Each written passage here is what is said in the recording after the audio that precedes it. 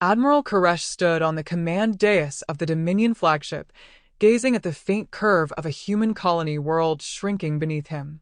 His eyes, a deep amber with slitted pupils, reflected the glow of orbital firestorms below. The human cities flickered out one by one, their defenses laughable, their resistance tragically predictable. For weeks, Koresh's fleet had carved across the outer settlements of the Terran frontier, and each world had offered the same dull routine: a few orbital platforms, a ragged militia, and voices begging for mercy that never came. He had begun to find the work tedious. "Another anthill broken," muttered Commander Vare, his second-in-command. He leaned lazily against the tactical display, mandibles clicking with disinterest. Do they even understand what we are? Or do they simply throw themselves into the fire to amuse us? Koresh tilted his head, indulging the cynicism, but refusing to echo it. He was not a fool. Tedium bred complacency, and complacency killed empires. Yet still, watching the pitiful human resistance, he could not help but feel the same creeping boredom. Every encounter reaffirmed the Dominion's long-held belief: humans were a minor species destined for servitude or extinction, not worth serious consideration. "We have crushed 6 of their colonies in as many weeks," Bear continued, his tone sharpening into mockery. "It's almost insulting, Admiral. A predator needs prey that runs, not insects that die beneath its shadow." Koresh allowed himself a faint smile. "Careful, Vare. Insects swarm. Sometimes numbers conceal something sharper." The remark earned only dismissive laughter from the bridge crew. Their arrogance was a constant presence, like static in the air. To them, humanity was nothing but another entry in the Dominion's long history of conquests, soon to be forgotten. Koresh, however, carried the weight of memory. He had seen campaigns falter when arrogance blinded the fleet. But even he could not deny that humanity seemed little more than an annoyance. The tactical holomap pulsed, drawing his attention. A scout wing had returned from the deeper spiral arm, reporting a cluster of worlds close to a blue-white star. Koresh's interest sharpened. At the center of the projection glowed a yellow sun with 8 small planets revolving around it. The third was marked with the name the locals used for themselves, Earth. "They call it their homeworld," Vare said with casual disdain. "Strange they still cling to it. Most species abandon their birth world once they learn to crawl among the stars." Koresh studied the hologram in silence. Earth sat like a jewel, ringed by what appeared to be a scattering of orbital stations and outdated satellites. Its defenses looked laughably fragile. Yet his instincts prickled at the sight. A species' homeworld carried weight. To attack, it was to strike at something primal. Still, hesitation was not his nature. "How heavily is it defended?" Koresh asked. The scout's voice trembled through the comms. "Minimal, Admiral. Orbital weapons platforms of outdated design. A handful of capital ships patrolling. Their planetary shields are crude, at best." Vare chuckled. "Another anthill, then. One strike, and they'll scatter into the void." The bridge echoed with laughter again, but Koresh kept his eyes on the blue planet. He felt the faintest twinge of unease, though he would never admit it. His mind conjured visions of resistance, not strong, but desperate, dangerous in its own way. Yet the Council had ordered expansion, and Koresh was nothing if not obedient. Earth would fall. The Dominion would add another world to its long ledger of conquest. "Prepare the fleet," Koresh commanded. "We strike at the heart. Let their home burn. The rest will follow." Hours later, the Dominion armada slid into the Sol system, their warships eclipsing the starlight. The human orbital defenses reacted within minutes, scrambling fighters, redirecting power to shields, and broadcasting wideband distress signals. To the Dominion crew, it was a show of desperation, not strength. To Koresh, it was oddly quick. The humans moved with an efficiency that unsettled him. The first exchange was supposed to be routine. Dominion cruisers advanced in formation, unleashing precision fire that tore through the orbital platforms with contemptuous ease. Human fighters swarmed like gnats, darting suicidally against the larger warships, exploding in pointless flashes. The aliens on Koresh's bridge laughed again, but he remained silent, watching. Something about the humans' flight paths nagged at him. They did not scatter. They regrouped. They fought to delay, not to win. Odd behavior, Koresh murmured. Ver scoffed. They are simply too stupid to break ranks. But then came the first real disruption. A Dominion destroyer moved to flank the humans' ragged line, only to be shredded by kinetic rounds that cut through its armor with surgical precision. Silence fell on the bridge for the first time as the wreck tumbled across the stars. Koresh's eyes narrowed. Replay that strike. The feed rolled back, showing human warships, sleek and angular, firing weapons that should not have been possible for their supposed level of development.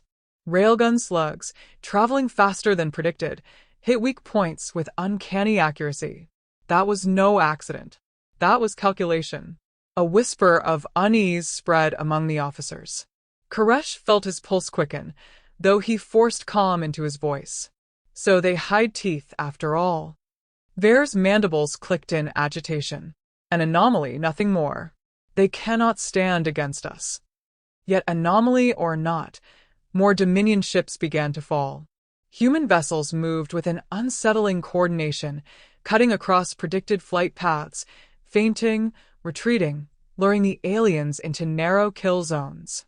What should have been an easy slaughter became a fight measured in burned hulls and lost lives. Still, the Dominion held the upper hand for now. Human losses were heavy. Their orbital defenses buckled. Earth itself trembled beneath bombardment. But Koresh could not shake the sensation that the battle was wrong.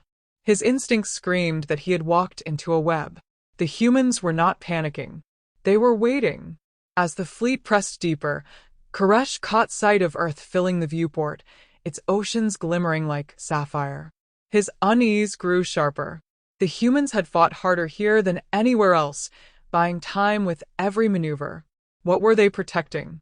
Or perhaps, what were they preparing? Admiral, Ver said, voice smug once more as another human ship disintegrated under Dominion fire. The end is inevitable. Their world will be ash within the day. Koresh did not answer immediately. He studied the fading wrecks of human vessels, then the ones that remained, still holding formation, still precise. He thought of the insects he had compared them to earlier. Insects did swarm. They did not fight for glory, but survival. And survival, he knew, could be more dangerous than any weapon. At last, he turned from the viewport, masking his unease with a thin smile. Perhaps. But inevitability has a way of surprising those who believe in it too deeply. The words hung in the air, sharp as a blade. The battle outside raged on, Earth battered yet unbroken, and Koresh felt the first stirrings of something he had not experienced in decades of conquest. Doubt. And somewhere beneath the calm oceans of that blue world, Admiral Reyes prepared his next order with a voice as cold and steady as the void. Admiral Reyes stood at the center of Earth's orbital command, a silent figure framed by cold screens and steady lights. Around him, officers moved with practiced precision, voices clipped and calm as the Dominion fleet closed in. The bridge was not chaotic. It was disciplined, suffused with attention honed by years of planning for this moment. Reyes's face was unreadable, but his eyes tracked every ripple of data streaming across the displays. Status of the outer defense grid? He asked quietly. Online and synchronized, Commander Holt replied. Her voice carried no tremor. Rail batteries calibrated. Decoys deployed. Enemies still advancing in standard formation. Reyes nodded once. The Dominion expected weakness. They would find only resolve. Humanity had studied them longer than the aliens could imagine. The colonies sacrificed on the frontier had been part of the strategy, a mask of fragility meant to lure arrogance deeper into the Sol system. The plan had been brutal, but survival demanded it. Reyes carried the weight of every lost colony in his silence. Let them come closer, Reyes said. No premature fire. Timing is everything. Below, Earth spun in its eternal calm, unaware of the millions of lives holding breath in orbit above. Reyes had no illusions about the cost of the coming hours. Humanity would bleed, perhaps grievously. Yet this battle was not about avoiding loss. It was about showing the galaxy that humans would not be prey again. When the Dominion cruisers crossed the inner boundary, Reyes gave the order. Rail batteries hidden among the asteroid belt roared to life, hurling slugs across impossible distances. The first volley punched through alien hulls with brutal efficiency, tearing ships apart before they registered the trajectories. Koresh's fleet staggered. On the Dominion flagship, the sudden destruction spread unease. Koresh gripped the arm of his command chair, mandibles tightening as reports streamed in. His crew stared at him in disbelief, searching for assurance, but he had none to give. This was no random stroke of luck. The human gunners knew their weak points, their timing, their rhythm. Reyes watched the results with the same expressionless calm he had carried since the engagement began. Phase 2, he said. From concealed stations on the far side of the moon, squadrons of human warships surged forward. Their engines burned with silent fury, their formations tight, their intent unmistakable. They did not waste fire on token gestures. Every shot was measured, every strike aimed to cripple, not flail. Dominion destroyers fell, one after another, their deaths painting sudden fire across the void. On Koresh's bridge, Vare spat disbelief. Impossible. Their technology is primitive. They should not be capable of this. Koresh silenced him with a glare. He did not believe in impossibility. He believed in oversight, in miscalculation, in underestimation, and he understood, with a growing chill, that the Dominion had underestimated humanity for too long. Reyes, meanwhile, allowed himself no triumph. His orders were delivered with the same steady tone, as if reading weather reports. Advance Group Gamma. Hold Line Delta. Cut their supply ships first. Bleed them before they can reorganize. The Dominion fleet tried to adapt, shifting formations, bringing heavier ships into the fray. But humanity anticipated each maneuver. Wormhole gates, dormant and hidden, suddenly flared to life, disgorging reinforcements from reserves kept far from alien eyes. Entire task forces appeared where the Dominion least expected them, striking like wolves into exposed flanks. Koresh watched his fleet fracture. Every adjustment he attempted met a counterstroke, as though Reyes had been reading his thoughts before he acted. The Dominion had conquered dozens of species, but never had they faced prey that studied them so intimately. Rage and fear tangled in his chest. "Admiral," a junior officer whispered, breaking under the pressure. "Should we withdraw?" The suggestion rippled like a contagion across the bridge. Koresh felt the weight of their gazes, saw the fear he had once dismissed as impossible. He wanted to snarl, to lash out, but the words froze. For the first time in his long career, he felt the undeniable taste of dread. Humanity had prepared for this day, with an obsession bordering on madness. He gave the order to fall back, a decision his pride held against, but survival demanded it. The Dominion ships began to disengage, limping away from Earth under the steady punishment of human guns. Reyes stood silent as reports came in. Scores of enemy ships destroyed. Dozens crippled. Earth remained untouched, its cities intact. His officers shared glances of restrained relief, but none spoke. They knew this was only the beginning. "Do not pursue beyond the boundary," Reyes said. His voice was cold, deliberate. "They will return. Let them carry the story home." As the Dominion fleet fled, Koresh could not tear his gaze from the view of Earth shrinking into distance. That world had stared back at him unblinking, defiant, patient. The humans had revealed themselves as something far more dangerous than insects. He saw predators, quiet, calculating, unafraid of sacrifice. And he knew, with bone-deep certainty, that the Dominion's arrogance had awakened something they could not control. In the silence of retreat, Koresh returned to his quarters and activated the Dominion archive. He began searching through intercepted human transmissions, war records, fragments of history.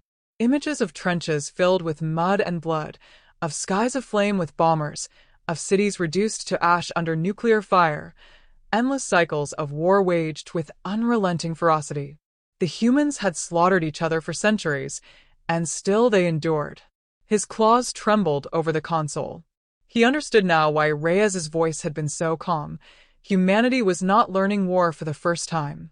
They had been forged in it.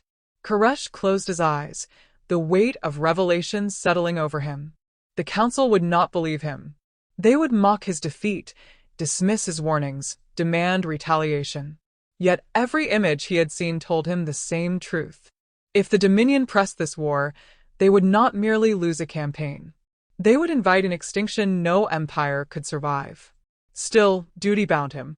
He would report, he would warn, though his words would fall on ears deafened by pride. As he prepared his statement, his gaze drifted back once more to the recordings. Human soldiers in battered uniforms, faces grim, moving forward through fire and ruin without hesitation. Their voices, captured across centuries, carried the same tone he had heard from Reyes. Calm, resolute, merciless when cornered. Koresh whispered to himself, a confession meant for no one but the void. We thought them prey. We were wrong. On Earth, Reyes stood alone in the command center, gazing down at the planet he had sworn to protect. His officers waited, hesitant, but he said nothing for long minutes. When he finally spoke, it was not to celebrate. It was a reminder. This was the opening act. They will come again. And when they do, we must be sharper still. The room acknowledged his words in silence. Beyond the glass, Earth glowed serenely, the calm eye of a storm that had only just begun. The Dominion capital shimmered beneath its twin suns, towers of living crystal reaching skyward like frozen fire. Within the grand hall of the council, voices clashed as violently as fleets in battle. Koresh stood at the center, the weight of every eye upon him. His armor bore the scars of the retreat from Earth, and his silence carried more gravity than any speech yet delivered. The humans cannot be underestimated, Koresh began, his voice measured but edged with urgency. What I witnessed was no accident, no fluke of chance. They anticipated our every maneuver. Their defenses were not the desperation of primitives. They were prepared, and they were waiting. Laughter broke out among several counselors, sharp and scornful. High Chancellor Varys leaned forward, his frilled crest quivering with disdain. You return from a failed strike, and seek to cloak your shame in myth. These humans are barely past infancy. They build clumsy machines, cling to their birth world, and you would have us believe they rival the Dominion. Koresh met his gaze, without flinching. Rival? No. Something worse. They are practiced. Their weapons are crude, but their application is not. They fight with a discipline born of centuries of bloodshed. Murmurs rippled across the chamber. Some counselors shifted uneasily, though others smirked at what they deemed exaggeration. Varys slammed a claw against the dais. We will not cower before insects. The Dominion has ruled half this galaxy for millennia. To suggest they can unmake us is blindness. Koresh cut in, his voice sharper now. Pride has felled empires greater than ours. Do not mistake their quiet for weakness. I have seen their eyes, counselors. They do not scream when they fight. They calculate. They endure. And they do not forgive trespass. The silence that followed was thick, heavy, but it did not last. Counselor Irix, a pragmatic elder with a scarred jawline, spoke slowly. If even a fraction of what Koresh claims is true, then the humans pose a threat beyond expectation. Prudence suggests negotiation, or at least study. The chamber erupted again, voices splitting into factions. Traditionalists mocked Irix, demanding extermination to restore Dominion prestige.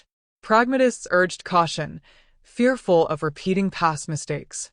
War hawks clamored for mobilization, insisting that overwhelming force would crush any upstart.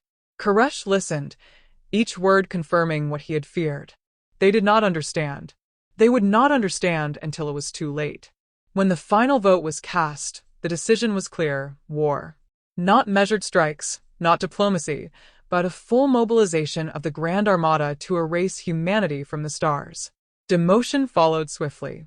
Koresh was stripped of direct command, reduced to advisor, his experience acknowledged, but his warnings ignored. As the council adjourned, Varys sneered at him. "Watch closely, Koresh. Soon you will see how little there is to fear from these Terrans." Koresh did not reply. He only bowed stiffly, concealing the turmoil in his chest. He had given his warning. Now he would be forced to witness the ruin it would bring. Weeks later, the Grand Armada assembled, a vast host of dreadnoughts, carriers, and cruisers, enough to shatter star systems. The Dominion's pride gleamed in the void, banners of conquest unfurled, confidence radiating from every vessel. Koresh stood aboard a flagship not his own, relegated to an observation deck as the fleet surged into human space. His claws dug into the railing as wormhole gates flared and swallowed them whole. When the Armada emerged, the trap was already closing. Human fleet struck with terrifying coordination, erupting from hidden wormholes and stealth fields as though the void itself had conspired against the Dominion. Autonomous drones, numbering in the tens of thousands, swarmed across alien capital ships. Asteroid fortresses, disguised for decades as barren rocks, unfurled mass drivers that hurled metal slugs with planet-cracking force. Every Dominion maneuver collapsed into chaos, each counterstroke anticipated and crushed. Koresh's breath caught as he watched command ships die in silence, consumed by the relentless precision of human strategy. It was not the scale of the battle that chilled him, nor even the losses, but the manner of it. The humans fought without flourish, without spectacle. Their war was a science, honed and merciless. On his private console, intercepted transmissions played, Reyes's voice calm as ice. "Cut their carriers. Deny them regrouping. End this quickly." There was no triumph, no rage, only clinical certainty. It was the tone of a surgeon excising disease. Dominion officers around Koresh screamed for counterattacks, shouted denials, cursed their failing systems. He stood in silence, the horror etched across his face. This was the moment he had feared, the full awakening of a predator long underestimated. In the chaos, human broadcasts pierced Dominion channels. Not taunts, not threats, but recordings, grainy footage of past wars, cities burning, soldiers trudging through mud and fire, mushroom clouds rising over scarred horizons. Alongside the images, calm human voices spoke. "You brought war to our home. Now you will learn what war truly is." Panic spread faster than fire. Dominion captains faltered, discipline shattered, ships broke formation. The Armada, pride of an empire, devolved into a scattering of wrecks and desperate survivors. Koresh's heart pounded as the flagship shuddered beneath the onslaught. He closed his eyes briefly, not in prayer. His people had abandoned such things long ago, but in bitter acknowledgement. The Council's pride had doomed them all. Hours later, the silence was unbearable. The battle was not won, it was erased. Wreckage drifted in fields of glowing debris, survivors scattered like ash in a storm. The humans had not pursued to slaughter, had not pressed for total annihilation. They had struck, broken, and withdrawn, leaving the Dominion to stare into the abyss of its own defeat.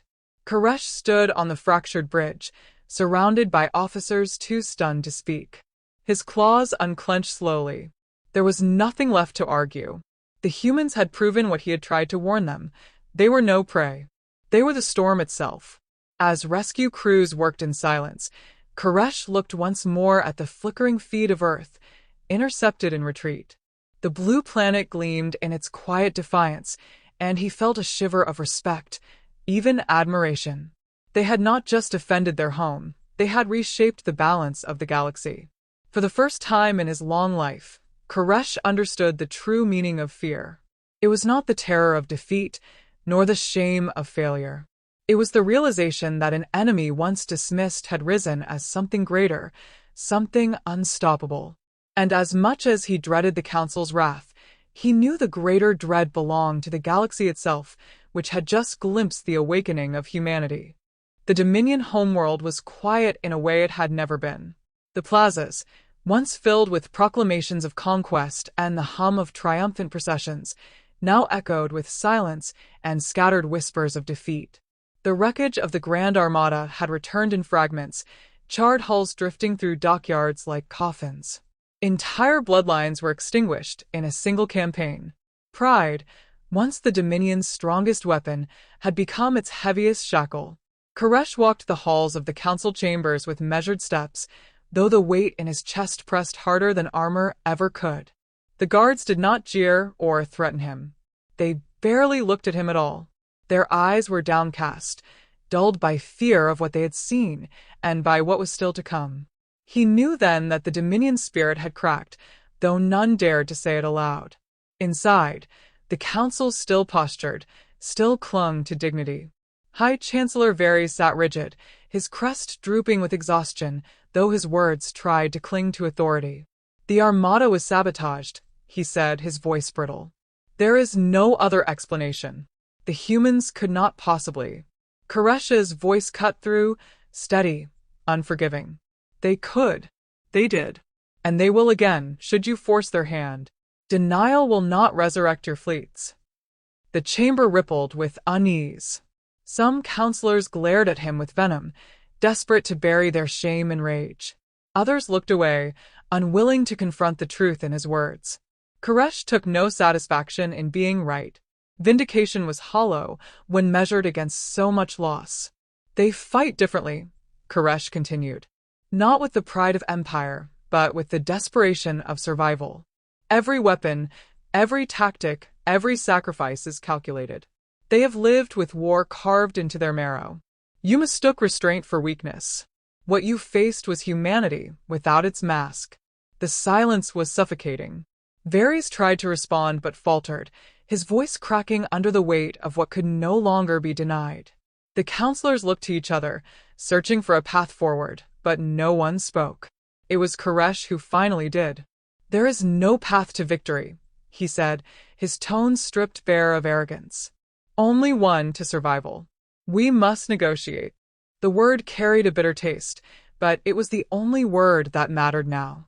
When the summons came, it was not the council who traveled to Earth, but Koresh himself. The humans had requested him by name. That fact alone unsettled him.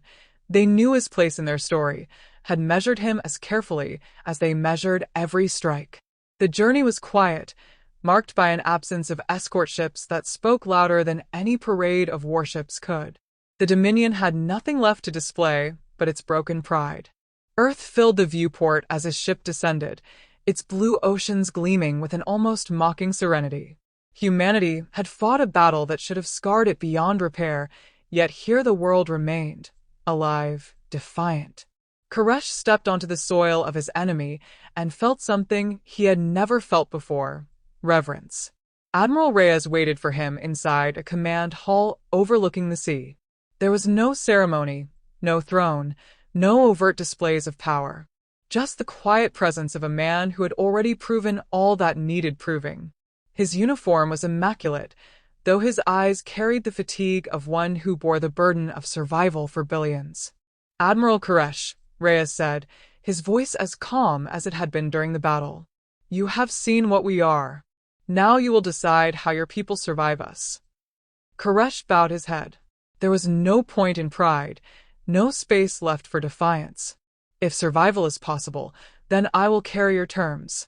Reyes studied him, the silence stretching like a blade between them. Finally he spoke. "We did not seek this war.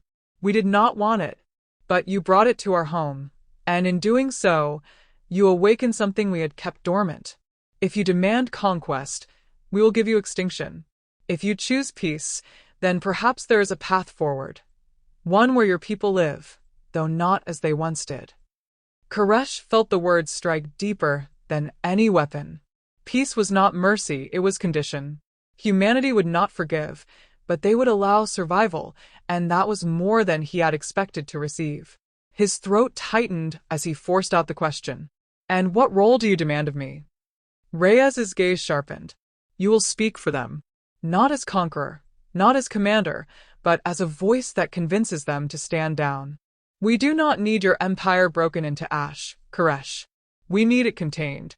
If you refuse, then there will be nothing left to contain. The room was still. The ocean beyond the glass glittered beneath sunlight, serene and endless, mocking the turmoil between them. Koresh closed his eyes briefly. He had fought his entire life to expand the Dominion's reach, and now he would be remembered not for conquest, but for yielding.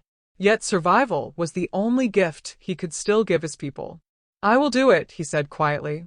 Reyes nodded once, not with triumph, but with the inevitability of a man sealing an agreement he had already foreseen. "Then perhaps the galaxy has a chance to breathe. But understand this, Koresh. We will not return to slumber. The galaxy has seen what humanity is capable of. And so have we. There will be no next time." The words carried no venom, only truth. Koresh bowed again, the weight of history pressing into his shoulders. When he rose, he understood that his empire's age had ended, and a new one had begun, one forged in humanity's shadow. As he departed the chamber, Reyes turned to the glass and watched the horizon. He did not smile, did not allow relief to soften the hard lines of his face. This was no victory to celebrate, only a reprieve to manage. Humanity had been awakened, and the galaxy would never forget the sight. Reyes spoke softly, more to himself than to the aides around him. "We did not want this war, but now it is ours. And if they force us to carry it further, we will not stop until there is nothing left to resist us." The room remained silent, the weight of his words settling like stone. Beyond the window, Earth's oceans stretched endlessly, vast and calm, as though guarding the secret that humanity had just revealed to the stars. Koresh carried those words with him as he left Earth, his thoughts heavy, his pride in ruins. The Dominion would not collapse in a day, but its future no longer belonged to itself. It belonged to the humans who had shown the galaxy what true predators looked like. And somewhere deep within the quiet of his soul, Koresh understood that the galaxy's fear was not misplaced. Humanity had not merely survived. They had been reborn in war, and now they stood watching the stars with eyes unblinking, patient, and merciless.